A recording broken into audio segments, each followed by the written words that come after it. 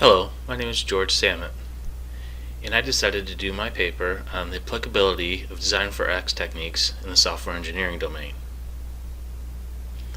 DFX is predominantly used in the manufacturing industry and has been since the 1960s. It incorporates engineering activities into the design of a product to place a particular onus on whatever is important, that is the X, design for X.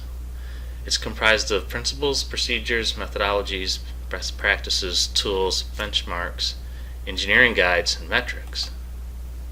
DFX techniques provide well-defined alternatives to address specific, well-defined engineering problems. So let's look at what DFX is not. DFX is not heuristics, nor is it best practices. DFX incorporates engineering tools designed to make informed decisions and facilitate trade-offs, and we'll talk more about that later in the presentation. DFX is not design patterns.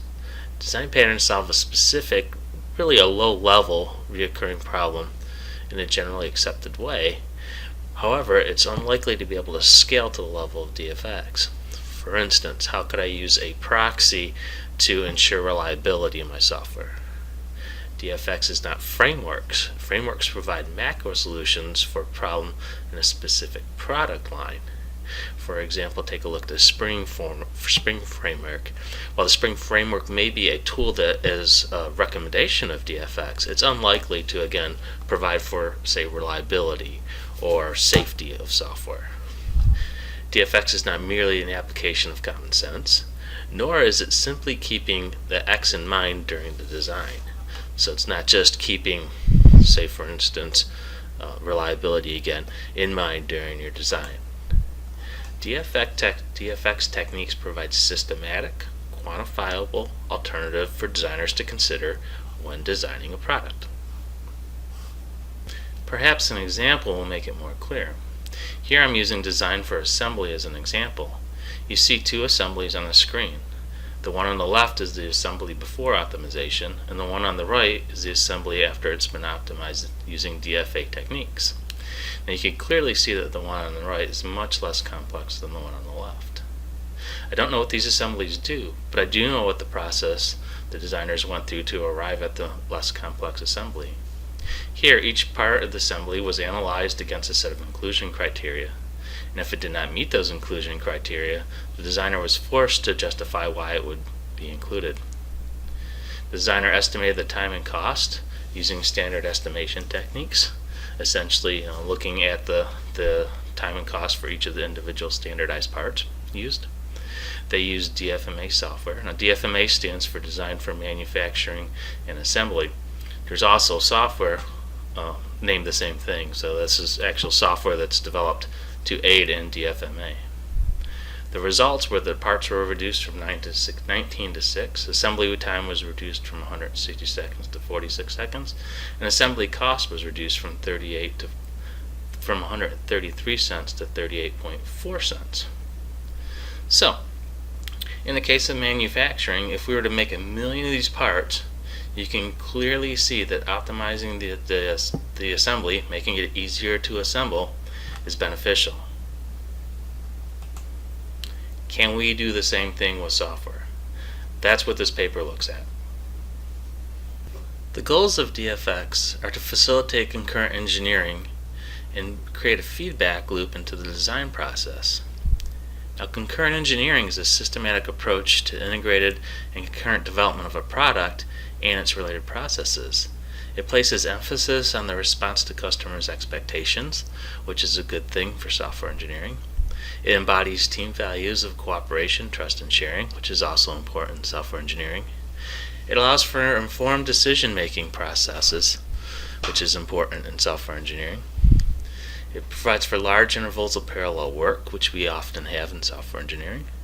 And it also provides for synchronized exchanges to produce consensus among developers, also important in software engineering. DFX also aids in benchmarking to allow comparison against competitors' processes. It aids in quantifying problems, and it can be used as a predictive measure for product cost, as we saw earlier. This paper is motivated by the fact that DFX techniques have proven successful in the manufacturing industry, and there are apparent similarities of concerns in the software engineering domain, particularly around the so-called ILIDs, or non-functional requirements, the quality aspects of a product. The goal of this paper is to identify areas that have the potential to be exploited in the software engineering domain and stir additional research in the realm of DFX for software engineering. To achieve this, the following research questions were addressed as part of the paper. 1. What are the predominant DFX techniques in use in non-software engineering domains? And 2, which of those are applicable, which of those might be applicable to some extension, and which of those are not applicable. Now you'll note there's also a fourth category which we didn't explore, and that is, what are the X's or the concerns that are particularly specific to software engineering? For example, one of the papers that I read that didn't go into much detail basically brushed across the idea of design for software security. Before enumerating the DFX techniques that we found, I'd like to talk about two topics that I think will help aid in the discussion. The first is applying multiple DFX techniques. Now, DFX is predominantly a bottom-up approach, meaning that we find some problem or some opportunity in an area of interest, an X, and then we address it. However, it can be a balance with a top-down approach where we look at the needs of design decision-making, we account for those cross-cutting concerns, and then we facilitate trade-offs. Seeking desirable outcomes is also as important as avoiding undesirable outcomes. But generally, there's going to be more than one X of concern, and this needs to be addressed for DFX to be applicable in the software engineering domain because of our complex projects, because there's so many competing non-functional requirements in a software project. The other topic that we think is important is DFX technique emergence. Now, this paper is not particularly concerned with the emergence process itself. However, looking at the emergence process will likely help facilitate the discussion. Now, the first step may be the seventh step. There are essentially cases where it comes first, and then there's cases where it comes last. So we'll skip that for now, and we'll move on to the second step, which is a catalyst for change. Why are we interested in this particular attribute? That's followed by the first few cases, which is often based on trial and error. That's typically followed by heuristics generation, which we believe is where much of the software engineering domain is stuck. We don't seem to have a huge consensus among the development community for solving particular problems, and we don't typically have too many metrics that are involved in addressing a particular attribute. There are, of course, exceptions to that rule. Now, metrics will tend to lag the development of a process, or it may be generated in parallel with it. Ultimately, standards or codes, and those are industry-wide type standards or regulatory standards, are generated to quantify the outcome.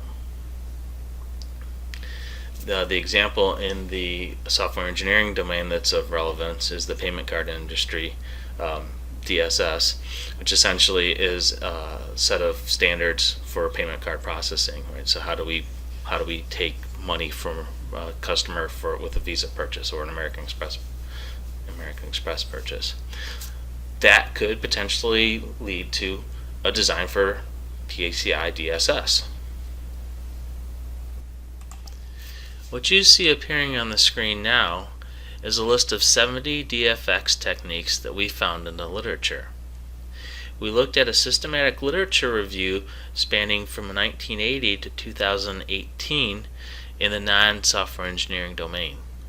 We combined that with another systematic literature review specific to IoT, the Internet of Things, ecosystems. That one dated back to 2005 when IoT first started to appear in the literature, and spans to 2015. It is this list that we use to analyze and we'll be talking about in the subsequent slides. This slide shows the DFX techniques that we found in the literature that we feel are particularly applicable to software engineering. Design for accessibility and user empowerment is about end users. For instance, applications that account for sight-impaired users. Adaptability is geared at giving users enhanced control of their experience, which is likely to be a desirable aspect in many software projects. Design for effect is concerned with making aesthetically pleasing products, and again is likely to be relevant in user-facing systems. Design for cost strives to reduce lifecycle costs, which is always important in software engineering. Design for energy conservation is design geared at reducing energy consumption. It may be of importance for embedded or mobile systems. DFMEA is designed to reduce failure rate and could be lumped in with design for reliability.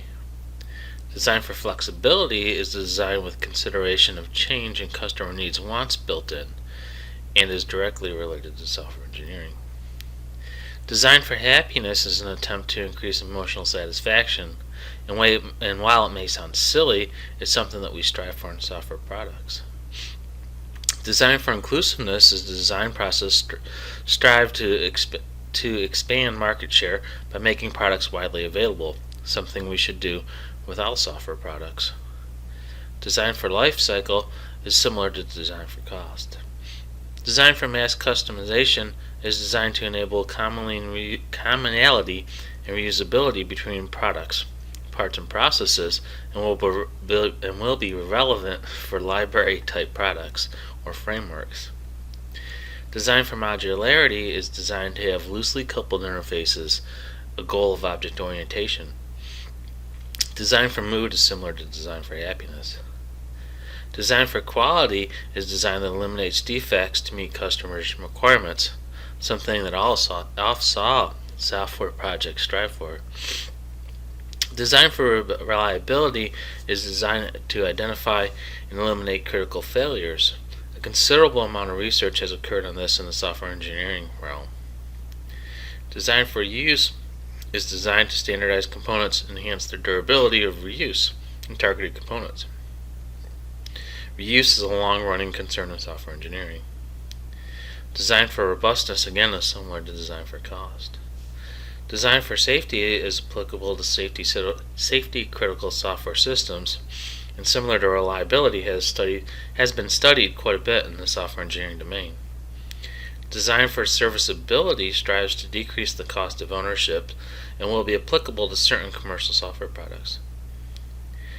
Design for supportability is designed to improve installation, user training, maintenance, customer support, and product upgrades, and seems appropriate to many commercial software products.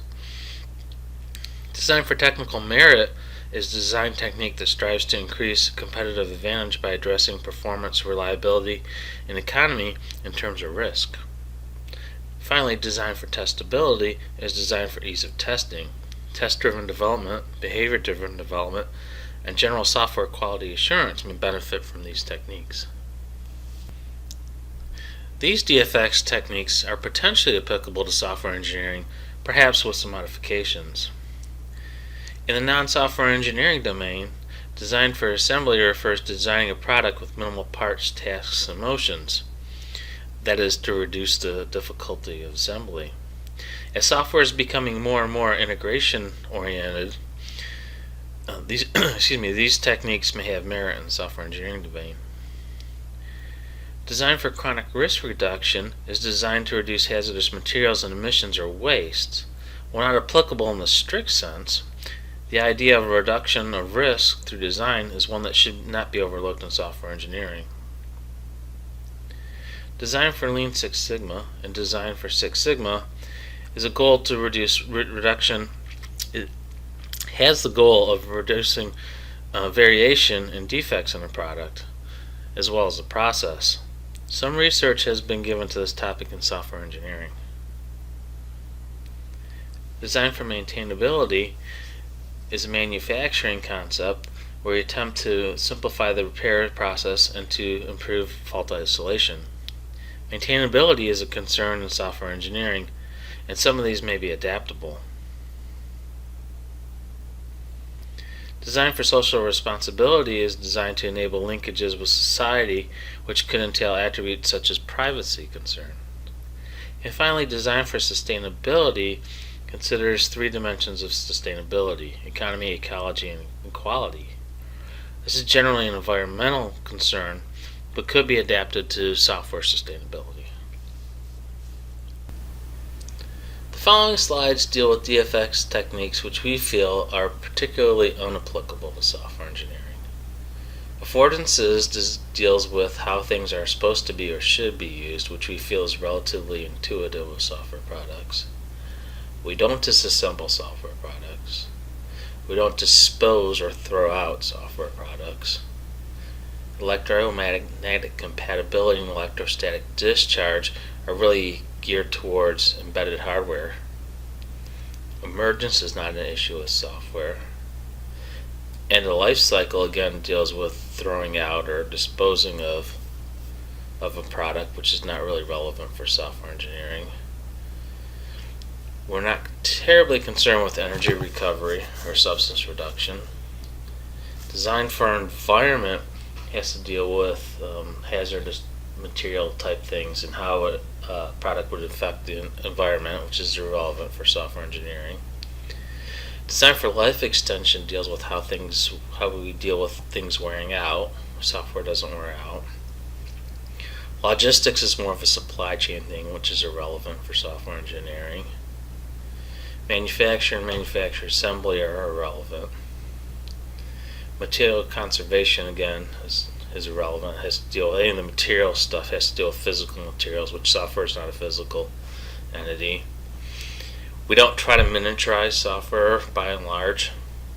Network deals more with the supply chain type issues, so not networking like we would think with software development, like software networks, but networking in terms of how we network with the different suppliers of components. Obsolescence again deals with how we throw things out, how we dispose of things, not relevant for software. We don't really package software any longer. Procurement is really more geared towards to make it easy to buy parts. So we're not typically buying parts with software, so again that's irrelevant. Manufacturability, we're not manufacturing anything. We don't recycle software, we don't remanufacture software. And reverse logistics again deals with the supply chain issues.